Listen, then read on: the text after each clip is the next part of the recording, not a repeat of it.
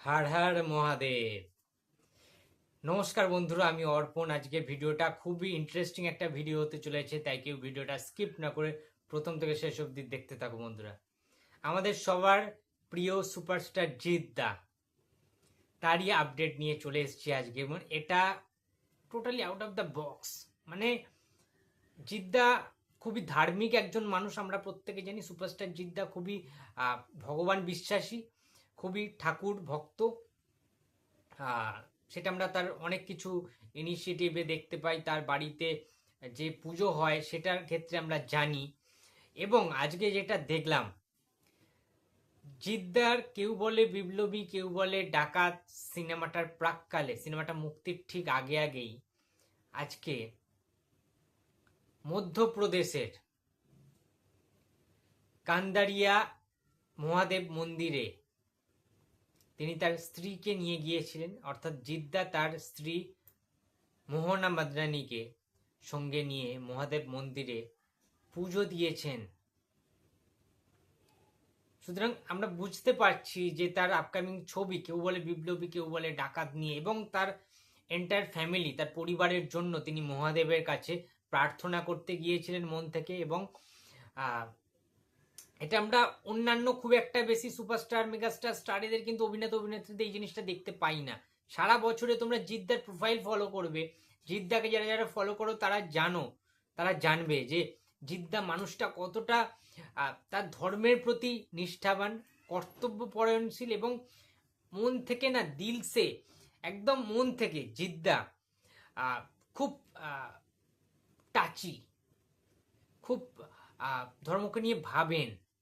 তার একটা new production থেকে, মানে একটা তোমরা জানো যে প্রোগ্রামিং করা হয়েছে রেগুলার বেসিসে, ধার্মিক বিভিন্ন গান, ঠিক আছে। এই জিনিসপত্রগুলো কিন্তু তিনি প্রথম থেকেই জিদ্দার মধ্যে এই জিনিসটা আছে এবং ছিল।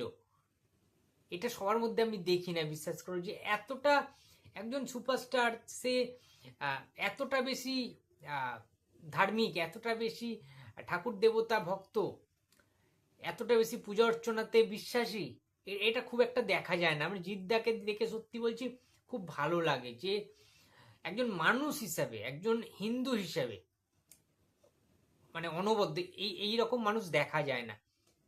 জিদ্দাই একমাত্র সুপারস্টার যার সিট দ্বারা কখনো তিনি বিক্রি করে দেয়নি কোনো কারোর কাছে। অবশ্যই প্রসেনজিৎ চট্টোপাধ্যায় রয়েছে তার মধ্যে, বাট আজকে যেহেতু জিদ্দা তার স্ত্রীকে নিয়ে মধ্যপ্রদেশের কান্দারিয়া মন্দিরে গিয়েছিলেন পুজো দিতে, সেই কারণেই আজকে জিদ্দাকে নিয়ে বেসিক্যালি ভিডিওটা বানাচ্ছি, যে খুব ভালো হবে। কেউ বলে বিপ্লবী, কেউ বলে ডাকাতের জন্য তিনি যেহেতু প্রে করেছেন মহাদেবের কাছে, এবং মহাদেব কিন্তু সমস্ত আশা পূরণ করেন ভক্তদের, সেটা আমরা জানি। যে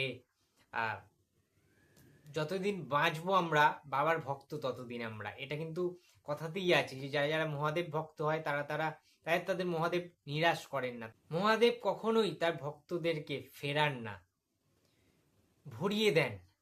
যা যা মনস্কামনা থাকে ভক্তদের, সেগুলো পূর্ণ করেন। সুতরাং আমরা একটা কথা বলতেই পারি যে পথিকৃৎ বসু পরিচালিত সুপারস্টার জিদ্দার অনন্ত সিংহ রূপে আবির্ভাব হওয়াটা শুধুমাত্র সময়ের অপেক্ষা। এখন 14ই আগস্ট রিলিজ করছে কেউ বলে বিপ্লবী, কেউ বলে ডাকাত।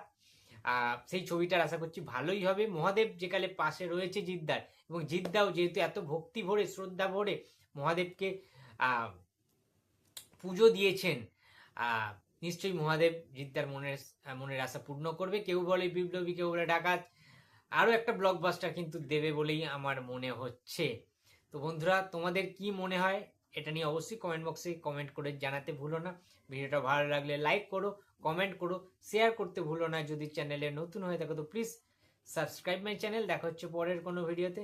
তো টাটা।